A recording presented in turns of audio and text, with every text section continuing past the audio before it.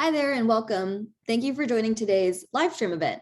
We're really excited to walk you through the new features and functions released with Vault 1.11. In this release, Vault adds a new Kubernetes secrets engine to dynamically generate credentials, added automated upgrades and redundancy zones to Autopilot, improved the key value secrets engine's usability, and many other improvements. Today, joining me is Justin Weissig. He's a senior product marketing manager. And during the session, we'll jump into our latest product features and then wrap up with questions and answers at the end. Just as an FYI, this webinar is being recorded and the recording will be sent to everyone who registered via email within 1 to 2 business days. And then lastly, if you do have questions, please just make sure to type them in the Q&A box during the session and we'll answer those at the end. With that, I'll turn it over to Justin. Thanks very much, Kaylee, and thanks everyone for joining. So today I wanted to basically go through what was released in Vault 1.11. I'm going to post the blog post in the chat as well. If you're watching the recording, in the future, obviously it'll be in the description below the video here. But the blog post basically has everything that I'm going to cover today. Has all the links, everything, all the resources, learn tutorials, everything like that. As Kaylee mentioned, if you have any questions about anything as we're going through this, just pop it in the Q&A box and I'll answer it at the end. All right, so let's dive in. Before we go too far, I just wanted to sort of chat about, HashiCorp in general and some of the products that we have. Obviously, today we're going to focus on Vault because, that's the release that we're talking about.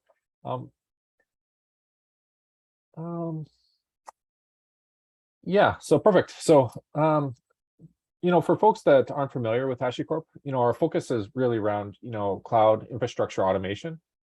I think sometimes, folks know us more for a particular product than, maybe the company, but we have at least 6 major products.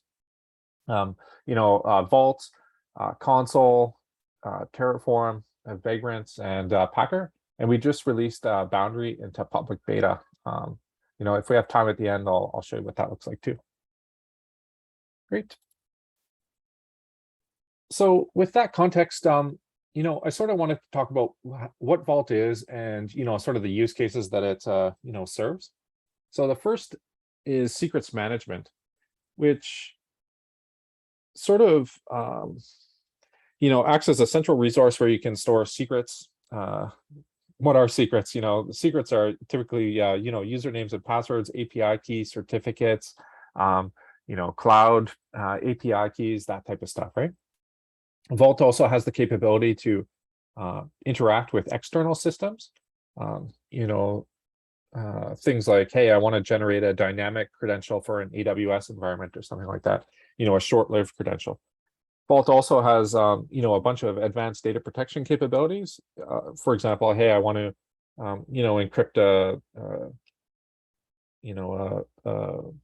say like a storage array or something like that, or hey, I have some strings that I want to encrypt or decrypt, or maybe I have some data I want to tokenize.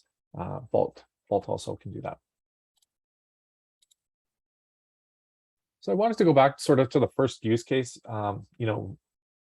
that we talked about there around secrets management. So we have this language of, secrets and sensitive data. So a secret is anything, that can typically be used to authenticate or authorize into, another system. Classic example might be a username or password for a database, or an API key for a cloud provider, or maybe, a TLS certificate or something. Then we talked about, sensitive data. These are things like social security numbers, credit cards, things that we don't want to expose to the public. Why make the distinction at all? Well, there's sort of many levels of exposure. Typically, you don't want to expose secrets at all, right? Because they allow you access into, external systems. There's also sort of different levels of,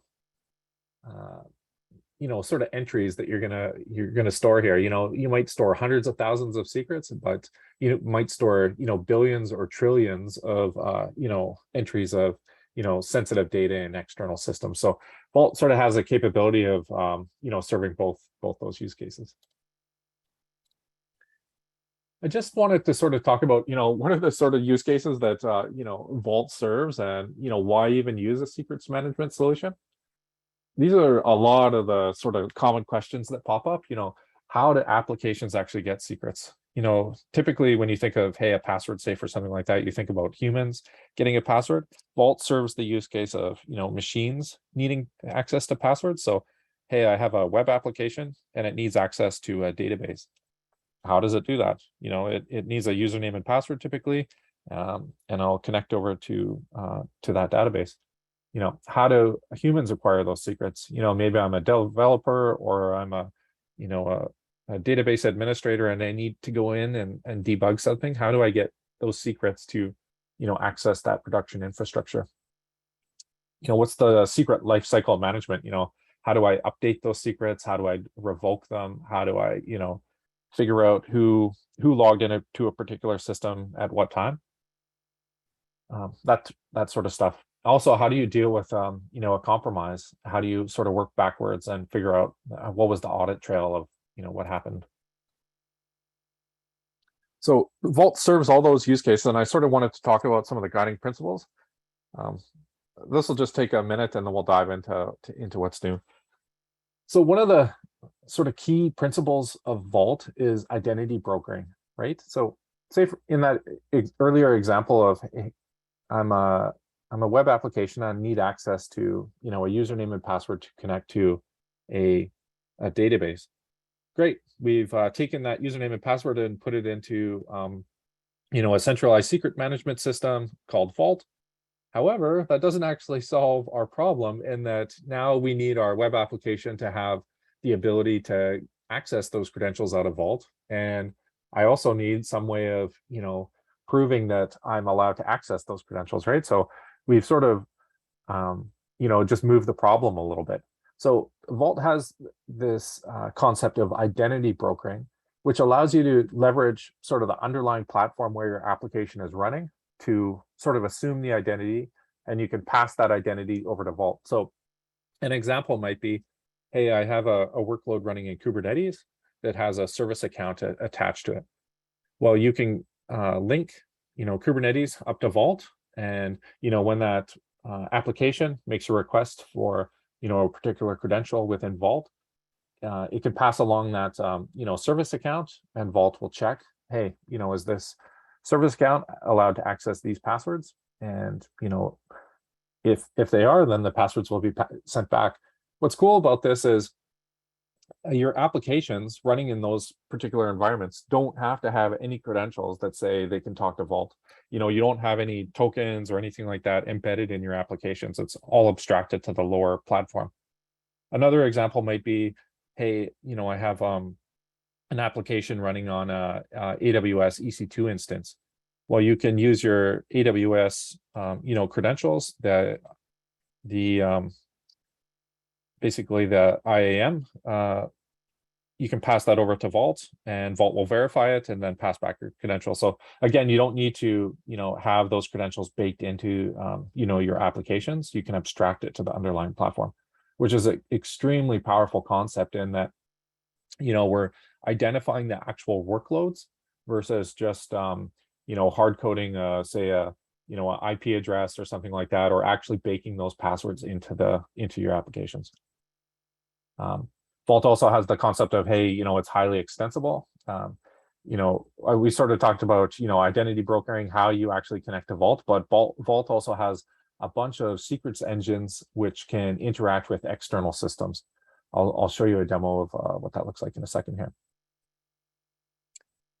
So my sort of mental model that I just want to share quickly is, we have Vault sitting in the middle here. We have auth methods. This allows your applications to authenticate with Vault. So, we have, auth methods for, all the major cloud providers, Kubernetes, LDAP, OIDC, basically, all the common platforms where your applications might run, as well as, single sign-on providers if you're a human and you want access to Vault.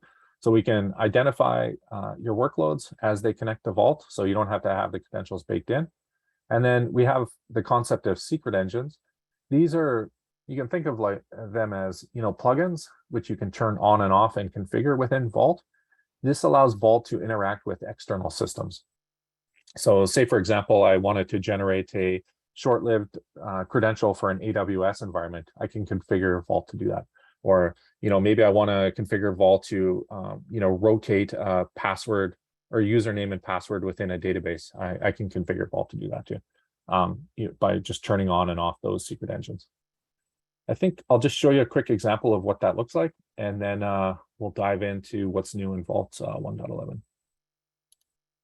Going to switch over to a different screen here.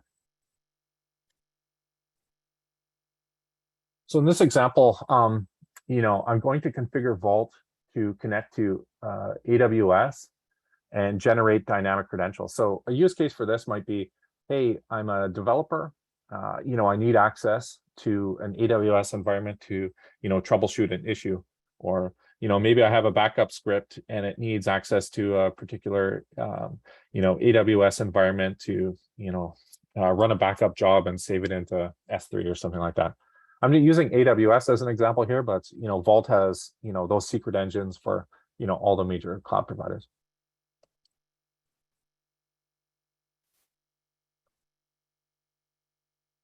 So the first thing I'm going to do, is you need to basically establish a connection between Vault and your AWS environment. So what I'm doing here up at the top is I'm just exporting my AWS credentials. I'm going to use this in a later step when I actually go and connect to Vault. So I'm saying Vault secrets enable AWS. So I'm turning on that AWS secret engine. And then I'm going to configure it. So in here, I'm saying, hey, I want to configure the AWS secret engine. I'm telling it how to connect with that AWS access key and secret key. And then I'm telling it the region that I want it to access. Next, we need to set up a policy. So basically, when I'm asking Vault to go and generate this dynamic credential in an AWS environment, we need it to basically define what type of credential we want to create. So in this example, I'm just saying, give me access to anything in EC2. But the reality is you might scope that down to, hey, I need a credential to access these instances or, access this particular bucket or something like that. And that's basically it. So after this, I can ask Vault, hey, you know what? I'd like you to generate me a dynamic credential. So what's happening behind the scenes here when I execute this command is that Vault will talk to AWS and say, create a new credential based on that policy we just defined. And I want it to only exist for, a certain amount of time. I didn't specify a TTL in here. I think so it's, going to last for a month. But you might scope this down to, hey, I want this credential to live for 8 hours or something like that. And we can go and, generate another credential. And you can see that, hey, these are totally unique credentials. So this is sort of the power of secrets engines. And, I just sort of wanted to talk about, auth methods and secret engines, because a lot of the updates that we're going to talk about, are sort of impact, auth methods and secret engines and, update the features and things like that. And then, say, for example, hey, I'm done with these credentials, or, maybe one of these credentials got compromised or something like that. We can just go and revoke the credentials. What's also really cool about this concept of, dynamic credentials is, right here, these are set to expire in a month. But say, for example, they're set to expire in, 8 hours or something like that. Maybe you have an employee that leaves the company. Would you rather them leave the company with, long-lived, highly privileged API credentials, or, short-lived credentials that only last for a day? Or, maybe these credentials accidentally get uploaded to GitHub. Using dynamic credentials that expire really limits, the exposure window. Cool. So I just wanted to introduce those concepts. Now we'll jump over to, what's new. Great. Yeah, if anyone has any questions about any of that, obviously just ask. The final, guiding principle here is, everything's API driven. So whether you're interacting, via the web interface or the CLI, or you're hitting the API directly, everything is API driven. It's meant for, automation, and, we want to obviously promote integrations.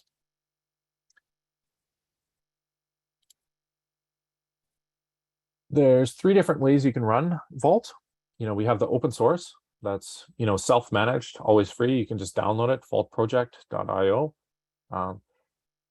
It's a huge majority of features in open source. That's, it's extremely popular, hundreds of millions of downloads. There's the enterprise version. This is also self-managed. This is, hey, I'm a large bank or financial institution. I want to centrally, store secrets. I want an audit trail. I want a common workflow across the company. So obviously that drives the use cases towards Vault. However, we also have, additional enterprise features like obviously support, but things like replication and, high availability, for disaster recovery and things like that. So, maybe I want a highly available cluster on US East Coast and I want it to replicate data to the West Coast, that type of stuff. We also have a managed service called HCP Vault. This allows you to just at a click of a button spin up a Vault cluster, so you don't have the ops overhead of managing yourself. Cool. All right, so let's dive into what's new in Vaults 1.11. I'll post the blog post just one more time in case anyone is joining now.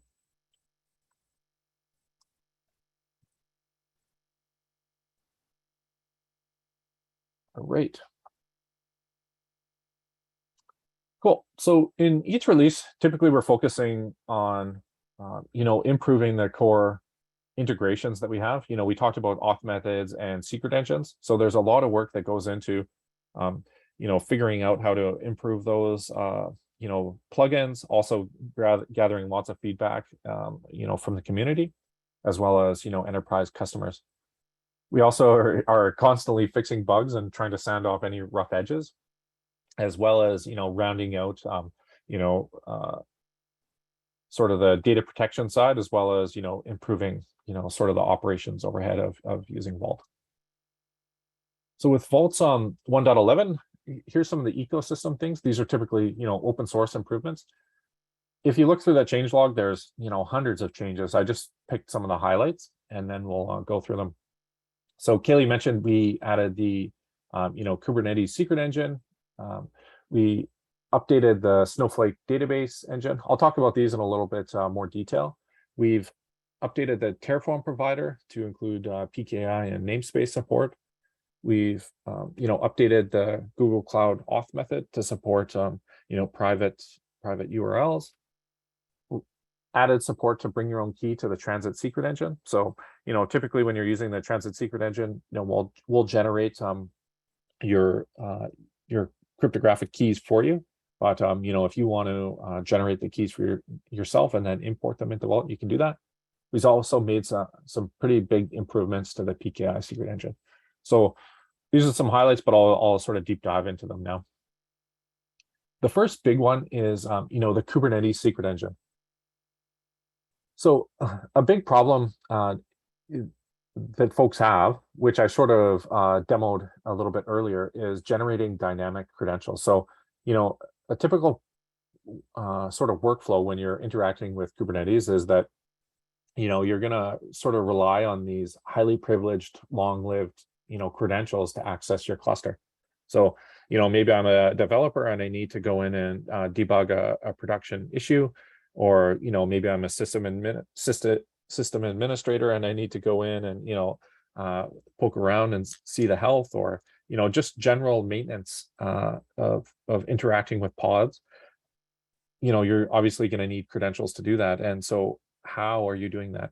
So typically the sort of standard is, hey, I'm going to have, these credentials that exist, and, I'm never going to rotate them or anything like that. And so we've added the Kubernetes secret engine that allows you to basically dynamically generate these, service account tokens. So I think the next page here, I have what it looks like. Perfect. I'm going to go to this one and then I'll go back. So, when you're generating a credential, basically, you'll set up Vault, you'll set up the Kubernetes secret engine, and then you'll write into Vault saying, hey, you know what, I need a credential for this particular namespace with this, least duration. When you execute that command, you'll get back a service account token, and then you can use that service account token for interacting with the Kubernetes API, which is, obviously fantastic. If you set the least duration to say, 8 hours, hey, I'm a developer, I need access to, debug a production issue. I ask for a credential, and then, one gets generated on the fly. After that, after the lease, after the credential expires, Vault will connect back to Kubernetes and blow that credential away. So it's, manage the life cycle of these credentials versus having, a single, highly privileged credential that, lives for a long time. Going back to, sort of the mental model that I talked about earlier, we have Kubernetes auth methods.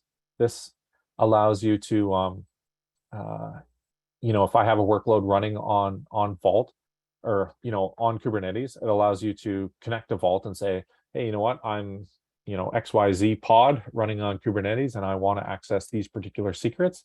That allows you to connect in and fetch secrets, but Vault also now has this new secret engine, which allows Vault to, generate those credentials on the fly. Perfect. So we've updated the Snowflake secret engine. So this secret engine, already existed, but we've improved it to add the capability to, add and manage RSA key pair credentials, for dynamic and static Snowflake users. So if you're a Snowflake user and you want to use that same workflow of, hey, I need to manage credentials in Snowflake, I want to generate them on the fly, this will definitely help you. I've included the documentation on all the various slides. The recording and the slides will be shared after, or you can hit the blog and it has all the links. We've also made some big improvements to the Terraform provider. I'll chat about this in a second when we get to the PKI slide, but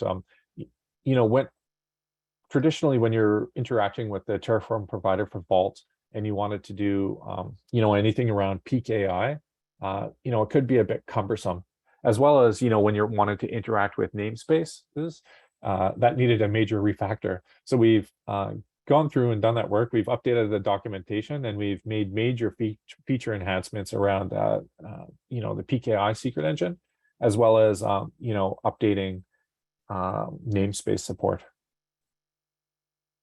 If you're using the provider, definitely check out the documentation. It has everything in there for you. So we've also updated the Google Cloud Auth method. So sort of the problem here was that, the auth method only allowed public, I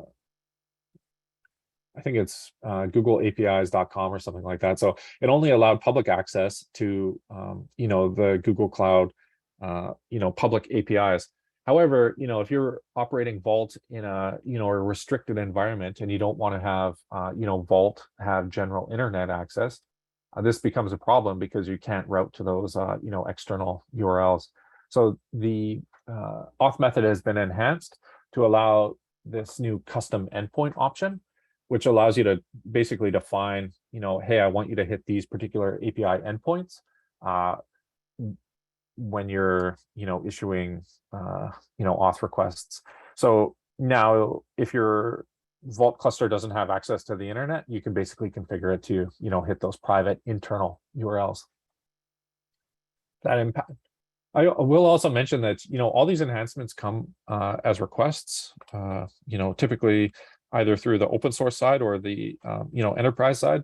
So this definitely was a pain point for someone, which is now fixed, which is good. So if you have those sort of pain points, make sure you flag them.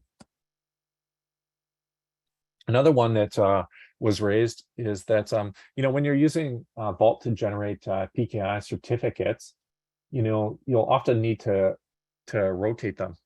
Sort of in the world of PKI, a significant sort of operational pain is, the expiration of, certificates and sort of which underline, the a root or, intermediate CA. Typically when a certificate expires, a new certificate is generated on the CA, and, all the entries pointing to it are sort of offline while this change is communicated to the connected leaf nodes. So to solve this problem, we're introducing a new ability to have, multiple issuing keys and certs attached to a single amount at a time. And this allows you to do non-disruptive CA rotation, which is, awesome.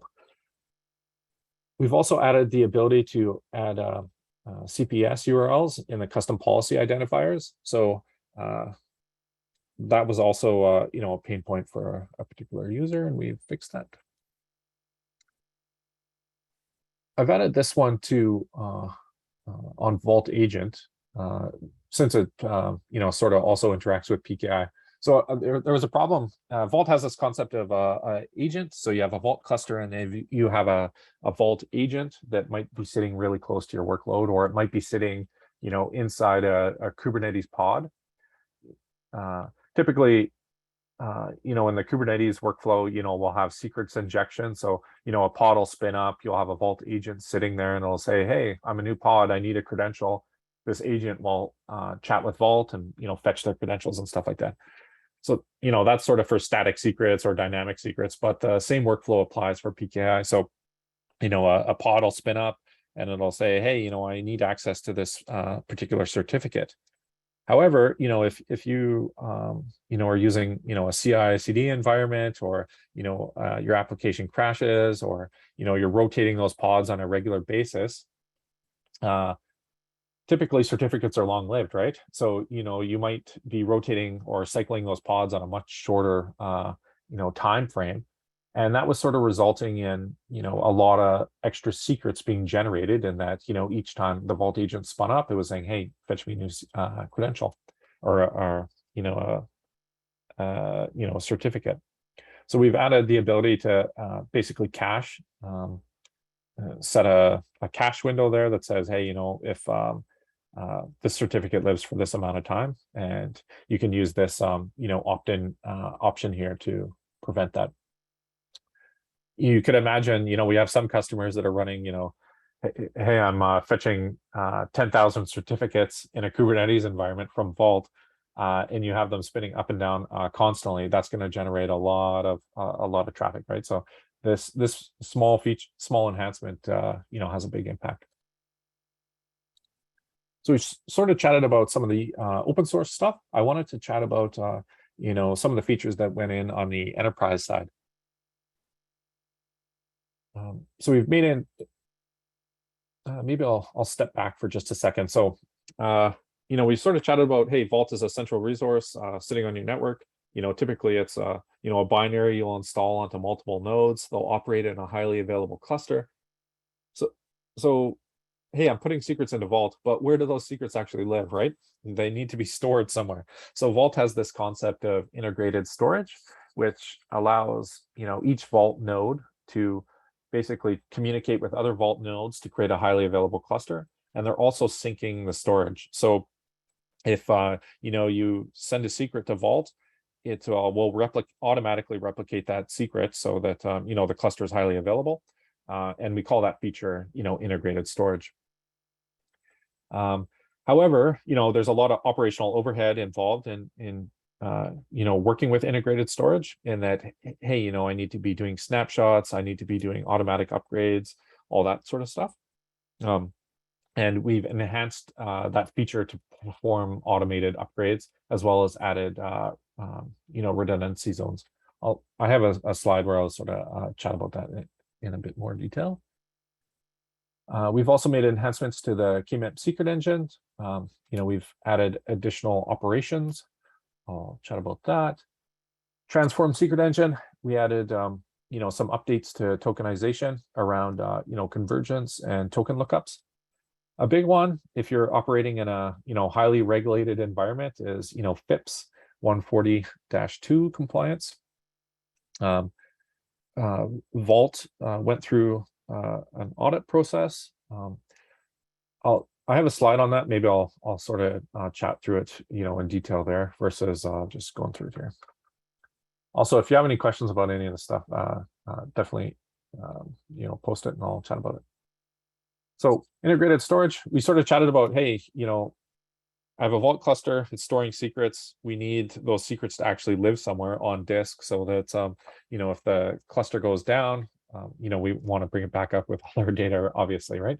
So we're operating in a highly available cluster that has integrated storage. We've added this feature called Autopilot. I think it was originally in Vault 1.7, and then with each release we've made significant enhancements. So with 1.11, Autopilot's now able to perform seamless automated upgrades, and we've also added support for redundancy zones to improve cluster resiliency. The feature allows you to basically add upgraded nodes to a Vault cluster, and once you have enough upgraded nodes added to the cluster, Vault will automatically fail over to the upgraded nodes and slowly remove the older nodes, performing essentially a seamless automated upgrade, which is a fantastic solution if you're running a large scale Vault installation. Redundancy zones also provide scaling and resiliency options, in that you can deploy additional nodes into a particular zone.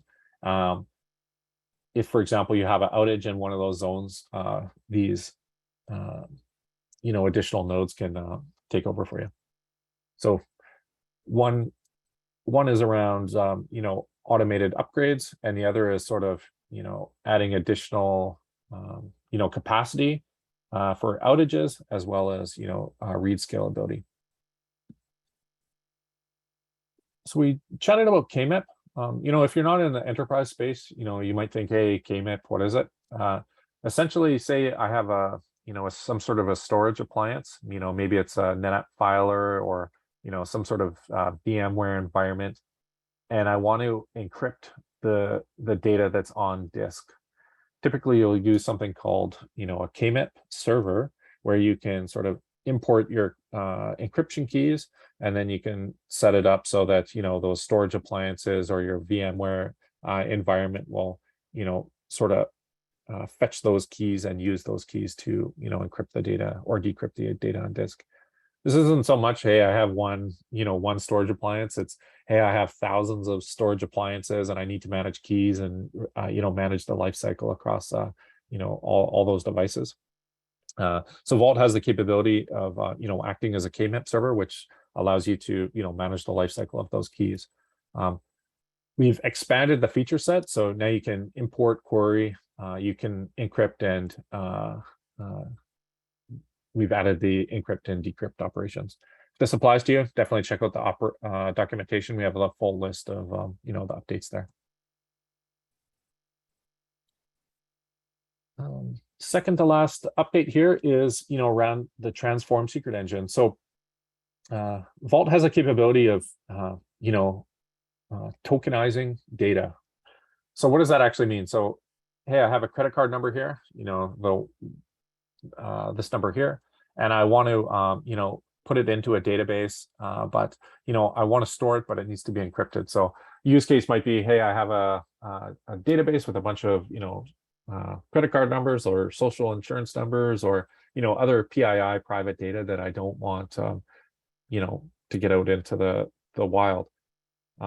So you can use Vault to basically encrypt that data before you put it into a database. So then if attacker does get in and they dump your database, all the PII or sensitive data is actually encrypted. So it's an additional protection there.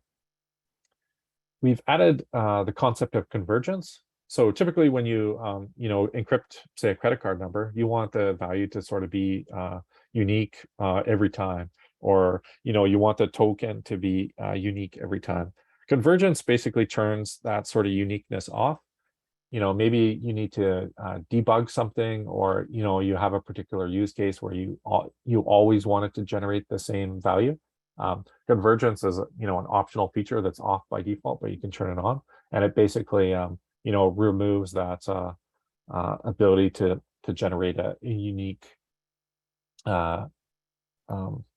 unique value each time you run it. So it'll always generate the same value. Another one is token lookup. So you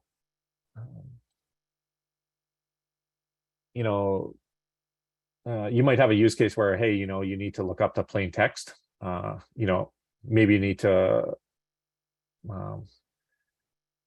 say, for example, you have a credit card and hey, has this already been tokenized? You can use the lookup feature to go and look that up. There's other use cases, but that's probably the most common. The final big feature, this didn't actually go out with, this went out between the Vault 1.10 and Vault 1.11 releases at the end of May 2022. So typically the problem for folks that interact with the US government or contractors or anyone in a highly regulated environment will need to comply with this FIPS 140-2.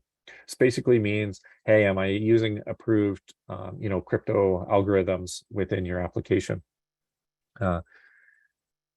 Starting with I think it was Vault 0.9, we had the capability to use the seal wrap feature within Vault to connect to an external HSM, a hardware security module. This might be a device, some sort of an appliance, or a special card, running in the node to basically ensure that you're using a certified algorithm. However, that means you need an external device called an HSM. You need training. The device obviously costs money. You need support, all that kind of stuff. So if you want to run that with Vault, and that's your only use case, obviously that's a bit of operational overhead. So we wanted to fix that. So starting with Vault 1.10, we've added a special build of Vault that is FIPS, that has been audited to be FIPS 140-2 compliant. So basically what we're doing is we're using the Google Boring SSL certified library within Vault. So it's been compiled to use that algorithm, and that's how we've achieved FIPS 140-2. So we have a blog on it. We also have the compliance letters if you are interested in that. Yeah, that's in Vault Enterprise. Cool. That's it for me today. I'll check out the questions. Also, we have the blog announcements as well as the release highlights. Maybe I'll just exit the presentation here for a second, and I'll show you what that looks like.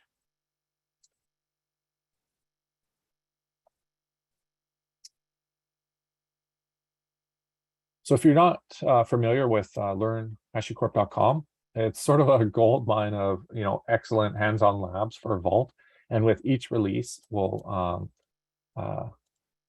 ship out a bunch of tutorials. I'll just pop this in chat here.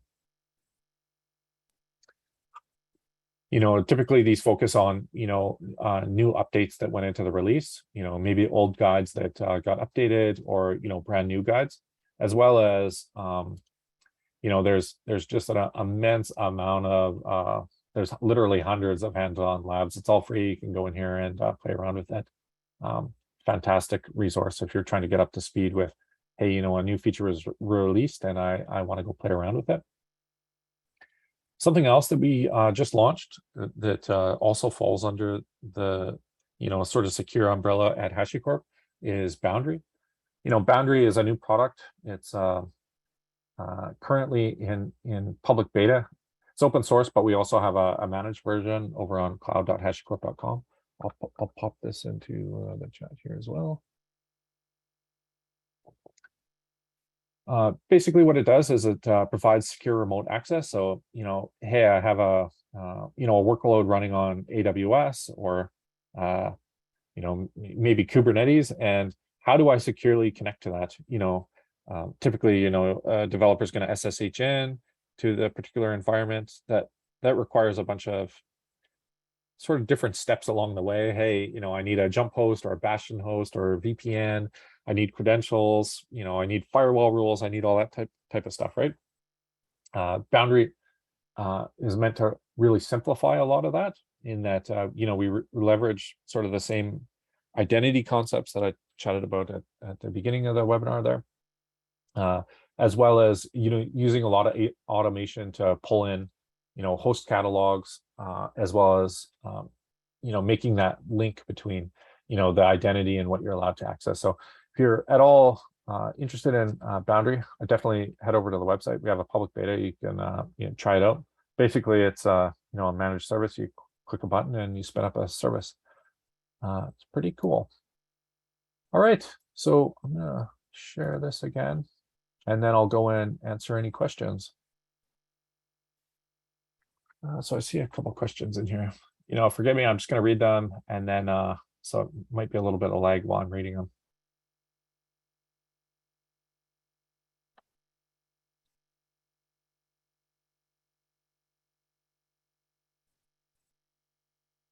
All right, so there's sort of one question that comes up a lot in here.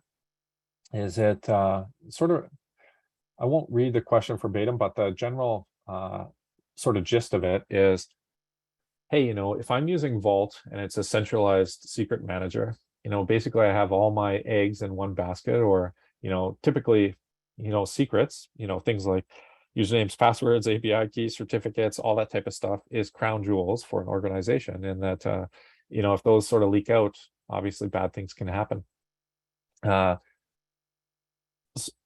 think there's pros and cons. Let's talk about maybe the cons of not using a secrets manager for a second. So I'm not using a centralized secret manager, and I'm a large bank, and I have thousands of applications, right? You have teams all over the place running, and a variety of different environments. There's no standardized way of interacting with secrets. Some people are maybe using them in config files, some are embedding them right into the application, some are using environment variables. Obviously, that's a problem, in that you have no way of sort of auditing or logging who's accessing what and when. You have no idea about sort of the life cycle of those various secrets, right? So the sort of case of using a centralized secret manager is that, yeah, you can standardize that workflow across your entire organization. When teams need to access secrets, you say, here's sort of the platform that we have. Here's the ways that you interact with those secrets. Here's the policies, and then you have a common workflow across the company that's audited and logged. I think obviously the pros, at least in my mind, outweigh the cons. If you're running a small environment with just a few applications, Vault might be overkill for you. But it's really meant for when you have a lot of secrets. So hopefully that sort of answers your question there, James. Could you please put the link to the FIPS blog? Oh, I think someone already did. Thanks for doing that.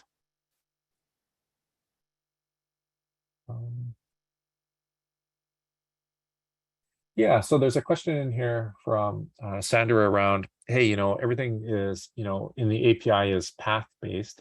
Can you find sort of an overview of what the default or standard paths are when you're using policies? Yes. Let me just jump out of the presentation here for a second. So we'll go back to the Learn site. If you just type Vault policies, we have a Learn guide that will go right through that in depth. So yeah, I'll just pop this link into the chat there, and you can go read about it.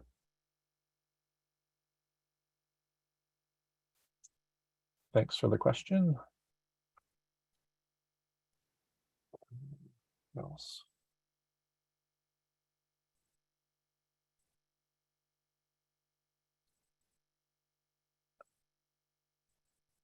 All right, let's go to the Q&A.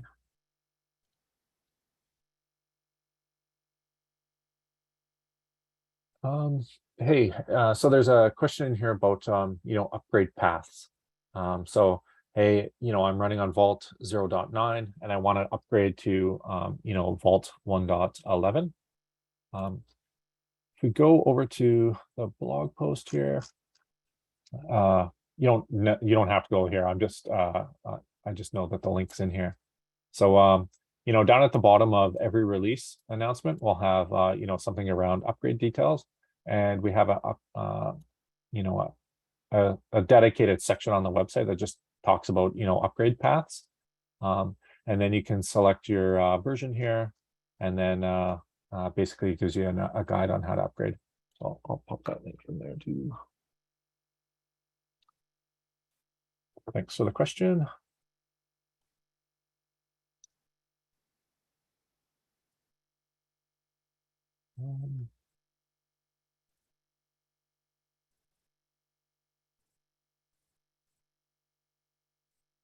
There's a question in here about, can you speak to your application's relevance to cryptocurrency-based markets? I don't, I have an answer for that one. I don't really understand the question, but if you have you want to maybe expand the scope a bit, I can answer it. But typically, Vault is used behind the scenes at all variety of companies. So if you're a cryptocurrency startup or something like that, and you have applications that have secrets, obviously Vault applies to those workflows. But Vault doesn't have any integrations with cryptocurrencies or anything like that. All right. So there's a question in here about, hey, how does Vault handle traditional PAM workflows? So a PAM workflow typically is, hey, I'm a system administrator, I'm a regular user. I need access to this external system. I need to fetch a credential, and I want you to initiate my connection to that. Vault doesn't serve PAM workflows at all. We don't establish connections to remote machines or anything like that.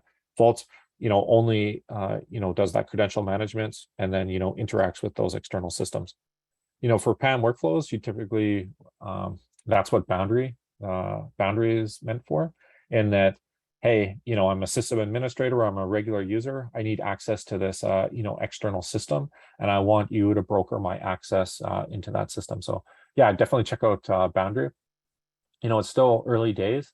We have the public beta, but we're making steady progress there. So yeah, I definitely check out. I posted the link in the chat there. I definitely check that out.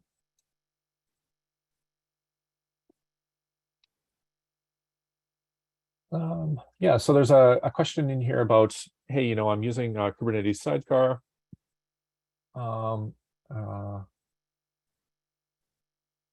Secrets at runtime instead of exporting to them.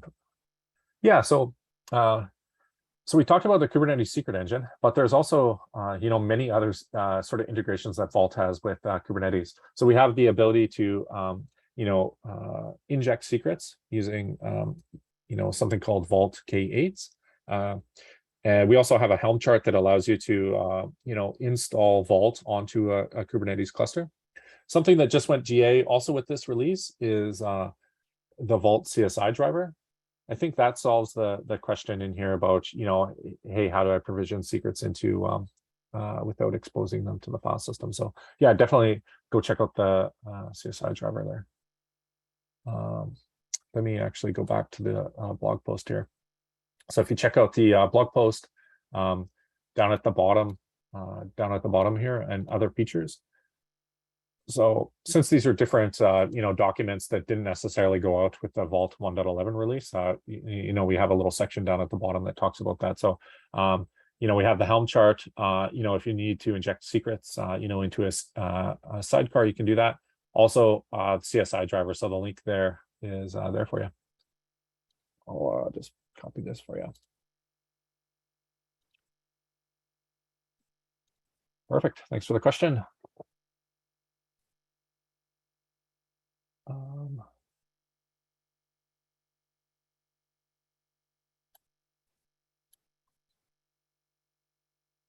sorry, there's a question here about, hey, I have a question around the Kubernetes secret engine.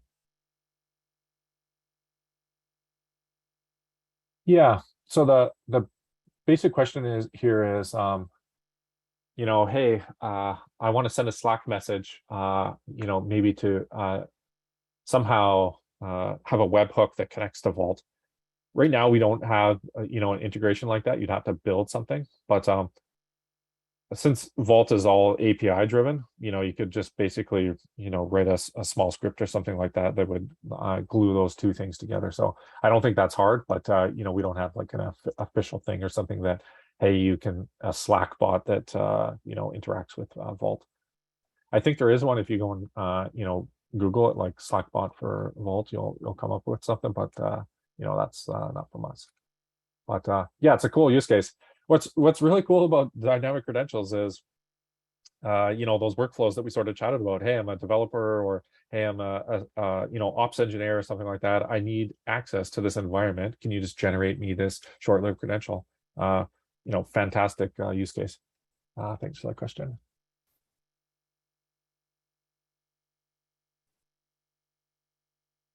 So there's a question in here above, hey, you know, what's the sort of pros and cons of using, you know, Vault over, you know, say a cloud provider's, you know, secret manager? So, you know, if you look at AWS, GCP, or Azure, they all have secret managers in them, right? So what's sort of the difference between, you know, Vault and those different secret managers? You know, I'll be honest. If you just have a few applications and you're running in AWS, you know, Vault might be overkill for you. You know, you can just have a couple secrets in the secret manager, and you don't need to worry about it. But you know, there's sort of a large spectrum of use cases, right? If you're, you know, a small developer and you have a couple secrets, that's no big deal. However, if you're, you know, say a large bank or something like that, or you're a startup that's running in multiple environments, maybe you're running, you know, on premise and you're running in maybe 2 cloud environments, that all of a sudden becomes, you know, a very different answer, in that, how do you get a consistent sort of workflow across those different environments? You know, hey, I'm running on-prem. I need to access a secret. Okay, well, you use this workflow. Okay, I'm running in AWS. Okay, you use the AWS secret manager. Hey, I'm running in Azure. I need, you know, to use Key Vault. That can be quite cumbersome, obviously, right? Especially if you're managing a lot of secrets, and, you know, you need to manage the lifecycle and stuff like that. So you can put Vault basically in front of all that, and you can wire up all those various secret engines to interact with those environments. Now you have, you know, a single point that, you know, gives you a consistent workflow that, you know, gives you all the metrics and logging and monitoring and all that stuff. So that's sort of the pros and cons of using Vault versus, you know, say a specific cloud provider's secret manager. You know, if you're operating only in one cloud and have a few secrets, you know, you could probably get away with it. But that's the main reason people choose Vault, is they want a consistent workflow across, you know, their various environments, as well as obviously all the, you know, additional secret engines that Vault has. You know, hey, I need to do data encryption. Hey, I need to rotate you know, a database credential or something like that, right? So there's lots of, sort of a long-winded answer, but I think it depends on the scale you're operating at. Thanks for the question.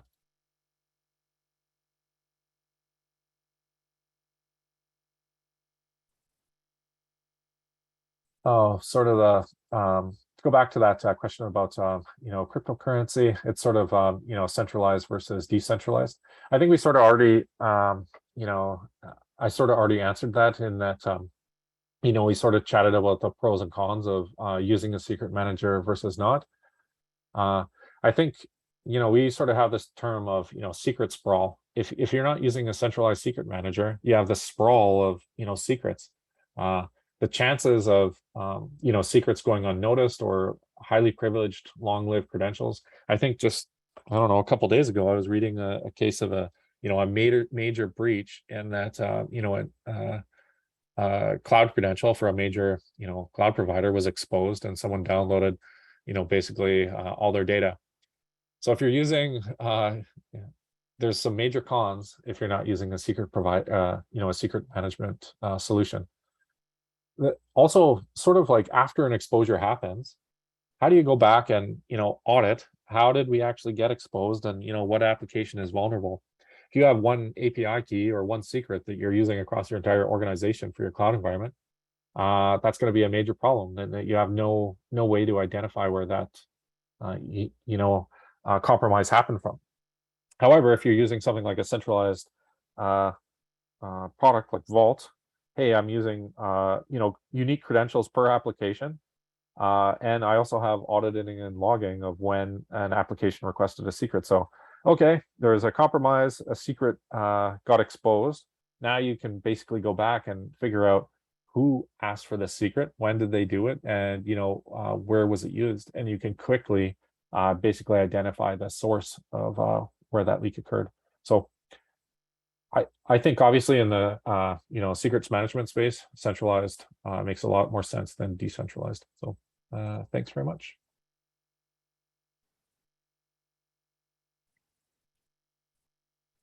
I'll answer the final question here. It's around Vault and Boundary, and then I think we'll wrap things up. So does Vault's Boundary offer any native identity management?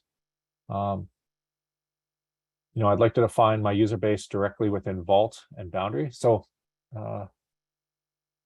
this is sort of a big question, but basically Vault, Vault can act as an OICD provider. So when you're managing identity in Boundary, Boundary has a bunch of different integrations with single sign-on providers. OIDC is one. Vault also can act as an OICD provider, so you can basically link Vault and Boundary together.